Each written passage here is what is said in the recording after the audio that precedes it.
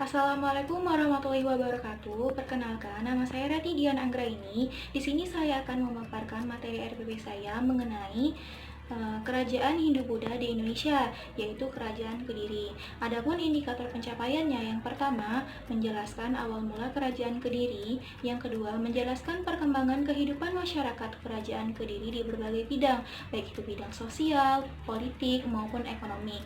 Yang ketiga menjelaskan peninggalan Kerajaan Kediri, dan yang keempat menjelaskan runtuhnya Kerajaan Kediri. Baiklah, materi yang pertama yaitu mengenai awal mula Kerajaan Kediri. Nah, awal mula Kerajaan Kediri ini berkaitan dengan kerajaan sebelumnya, yaitu Kerajaan Mataram kuno yang dipimpin oleh Raja Airlangga. Raja Airlangga memerintah Empu Barada untuk membagi dua kerajaan, yaitu Kerajaan Panjalu dan Jenggala. Pembagian kerajaan ini dilakukan karena untuk menghindari perang saudara di antara kedua putranya, yang mana kerajaan Jenggala diberikan kepada putra sulungnya, yaitu Panji Garasakan dengan ibu kotanya di Kahuripan, dan kerajaan Panjalu diberikan kepada putra bungsunya, yaitu Sri Samarawijaya dengan ibu kotanya di Kediri atau Daha. Ternyata mereka tidak dapat hidup berdampingan, yang akibatnya terjadilah perebutan kekuasaan di antara kedua belah pihak. Pada tahap pertama, Panji Garasakan berhasil mengalahkan Samarawijaya, namun pada pertempuran selanjutnya, kerajaan Panjalu berhasil memenangkan dan menguasai seluruh tahta Airlangga. Nah, letak kerajaan Panjalu ini yang berada di Kediri atau Daha, yang mengakibatkan kerajaan ini lebih dikenal dengan Kerajaan Kediri. Baiklah, materi yang kedua yaitu mengenai kehidupan masyarakat Kerajaan Kediri di berbagai bidang. Nah, yang pertama di bidang politik. Keadaan politik dan pemerintahan Kerajaan Kediri dicatat dalam berita Cina, yaitu dalam kitab Ling Wai Taita yang ditulis oleh Chou Kufei pada tahun 1178. Kitab ini menjelaskan masa pemerintahan Kerajaan Kediri itu termasuk stabil. Di dalam menjalankan pemerintahannya, raja dibantu oleh 3 orang putranya dan 4 pejabat kerajaan serta 300 pejabat sipil dan 1.000 pegawai. Puncak kejayaan dari Kerajaan Kediri ini yaitu pada masa Raja Jayabaya.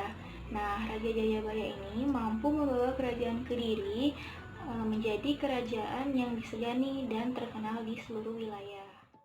Yang selanjutnya, kehidupan sosial Kerajaan Kediri. Masyarakat Kediri memakai kain di bawah lutut dengan rambut mereka terurai. Rumah mereka bersih dan teratur dan lantainya berwarna kuning dan hijau. Dalam perkawinan, keluarga wanita menerima mas kawin berupa emas.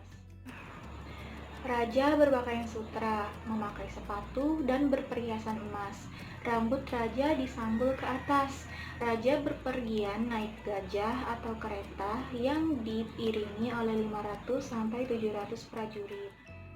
Hal ini ditulis dalam berita Cina dan kitab Ling Wai Taita yang ditulis oleh Chou Kufei.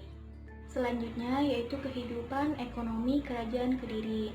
Ini dapat diketahui dari catatan-catatan para pedagang Cina yang menjelaskan bahwa letak Kerajaan Kediri itu sangat strategis dalam pelayaran perdagangan antara Indonesia Timur dan Indonesia Barat. Barang-barang dagangannya laku di pasaran seperti emas, perak, daging, kayu cendana, pinang, dan lain-lain. Baiklah, materi yang ketiga yaitu mengenai peninggalan Kerajaan Kediri.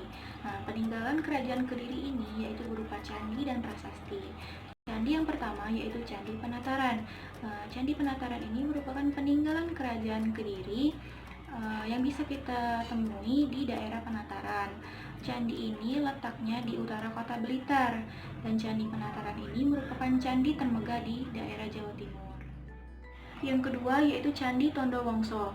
Candi ini letaknya di Desa Gayam, Kecamatan Gurah, Kediri, Jawa Timur pada tahun 2007. Berdasarkan gaya dan bentuk arca yang ditemukan di sekitar candi, bahwa candi ini dibangun pada abad ke-9, tepat pada masa awal pemerintahan pusat politik dipindahkan dari Jawa Tengah ke Jawa Timur. Peninggalan kerajaan Kediri selanjutnya yaitu berupa prasasti. Prasasti yang pertama yaitu Prasasti Kamulan. Prasasti ini ditemukan di Desa Kamulan, Kabupaten Trenggalek, Jawa Timur. Prasasti ini dibuat pada tahun 1116 Saka atau 1194 Masehi, tepat pada masa pemerintahan Raja Kertajaya. Isi prasasti ini menjelaskan tentang keterangan berdirinya Kabupaten Trenggalek pada Rabu Kliwon tanggal 31 Agustus 1194. Yang kedua yaitu Prasasti Gulung Agung. Prasasti Gulung Agung ditemukan di daerah Tulung Agung, Jawa Timur. Prasasti ini berdimensi 160 dikali 80 dikali 75 cm dengan bertuliskan huruf Jawa kuno, total baris 20 baris. Aksara yang terpahat dalam prasasti ini sudah sangat sulit dibaca, hanya bagian tahunnya saja yang bisa diketahui, yaitu bertuliskan tahun 1123 Saka. Yang ketiga yaitu Prasasti Jaring.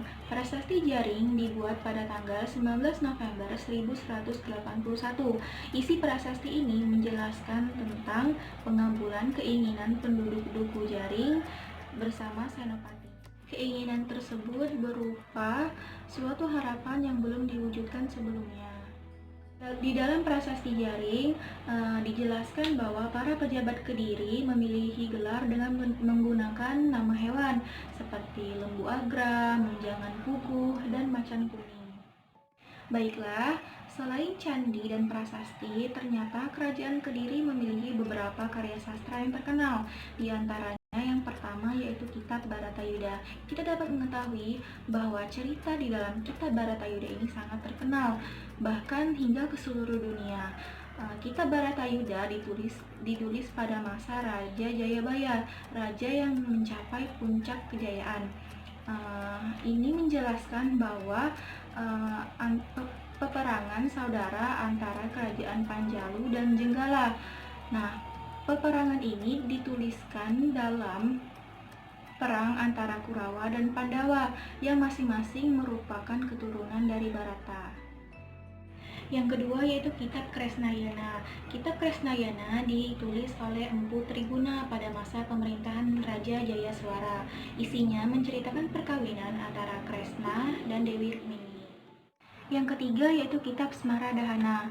Kitab ini ditulis pada zaman pemerintahan Raja Kameswari oleh Empu Darmaja. Kitab ini menjelaskan tentang sepasang suami istri yaitu Smara dan Rati yang mengganggu Dewa Siwa yang sedang bertapa. Smara dan Rati kena kutuk dan mati terbakar oleh api karena kesaktian Dewa Siwa. Jadi akan tetapi sepasang suami istri ini dihidupkan lagi dan menjelma sebagai Kameswara dan permaisurinya. Yang keempat yaitu Kitab Lubdaka. Kitab ini ditulis oleh Empu Tanakung pada masa pemerintahan Raja Kameswara. Isinya menjelaskan tentang pemburu yang bernama Lubdaka yang telah banyak membunuh. Baiklah, materi yang terakhir atau materi yang keempat mengenai runtuhnya Kerajaan Kediri. Runtuhnya Kerajaan Kediri ini pada masa pemerintahan Raja Kertajaya yang merupakan raja terakhir dari Kerajaan Kediri. Pada masa pemerintahannya terjadi pertentangan antara raja dengan kaum Brahmana.